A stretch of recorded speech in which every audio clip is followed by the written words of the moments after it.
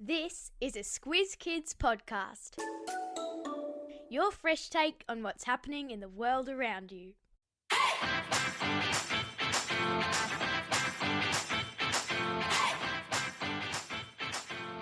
Each week we give the world globe a spin and see where we land. Then we take the kids of Australia on an audio excursion to visit that country and its people.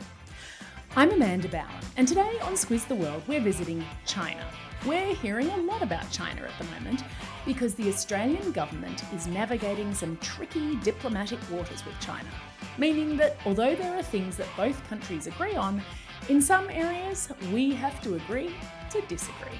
Let's find out a bit more about our Asian neighbour. Strap yourselves into the Squiz Kids super fast Supersonic Jetliner as we take off and fly northwest for a squiz at China. Just the facts. Australia is a big country with a small population. Our 26.5 million people live on about 7 million square kilometres. China is a 9 million square kilometre country, so it's 2 million square kilometres bigger, but it has a lot more people, 1.4 billion and counting. That's 53 times as many people as Australia. China is also the world's biggest country to be ruled by a communist government. What's that, you ask? Well, basically the idea of communism is that the government owns all the land and businesses in a country, and people just get paid what the government thinks they need. China did make some changes about 30 years ago and allowed individual people to own businesses, but the government still has much more influence on people's lives than they do in Australia. In fact, many democratic countries, including Australia, are worried that the Chinese government treats its people badly when they disagree with their leaders. Lately, the Chinese government has also made decisions that affect Australia. For example, they've made it easier for Aussies who sell beef, cereal and coal to China. And while it's not all smooth sailing, there are lots of reasons to be optimistic. Stay tuned, and that's enough of politics. Let's get to travelling.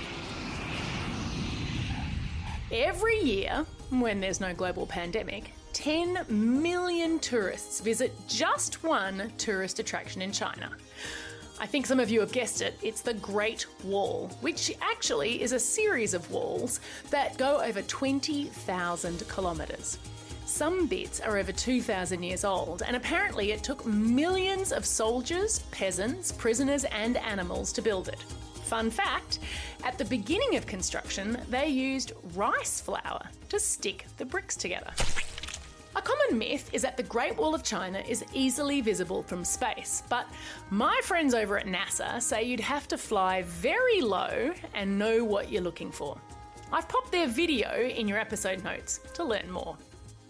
Now, whenever you do travel, it's important to learn a few words in that country's language. It's a great way to show respect.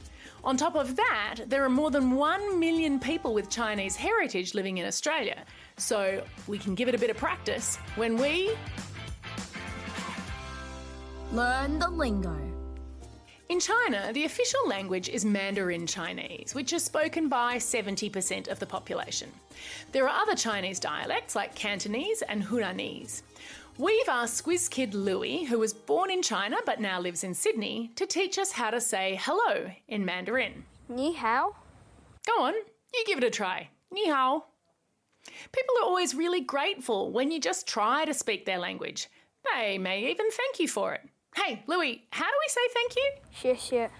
And a huge share to you too, Louis. Now that we can communicate a little bit, it's time for school. Depending on where kids live in China, it's often dark when they go to school or dark when they get out, because even though China is big enough to have 5 time zones, it has only 1. That's because the communist government wanted the country to be unified. School usually starts at 7:30 in the morning with the raising of the Chinese flag. The kids all line up outside and do about 20 minutes of exercise together. They also get almost 2 whole hours for lunch, and some of them head home at 4 o'clock. But if you think that sounds easier than your school day, listen to this. Only 1 in 3 Chinese kids passes the exam that lets you go to high school. So starting when they're really young, kids are doing tons of homework and getting tutoring. In your episode notes, I put a link to a video made by a young girl about her daily life. She studies every night until at least 8:30 and even more on the weekends. She also has a huge crush on her art teacher. Another thing that's different about school in China.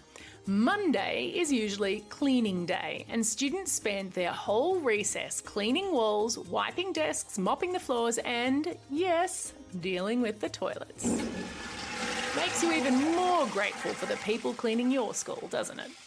Chinese school kids are active in sport, just like we are. Let's find out what they play in... Sport time. Which sport do you think China has won more Olympic medals in than any other country? Yeah, good listening. That's table tennis. Kids start playing really young. There's a link in your episode notes to a 3-year-old kid, nicknamed Little Rice Cake, who has been training since he was 1.5. You won't believe his moves, and his head barely comes above the table.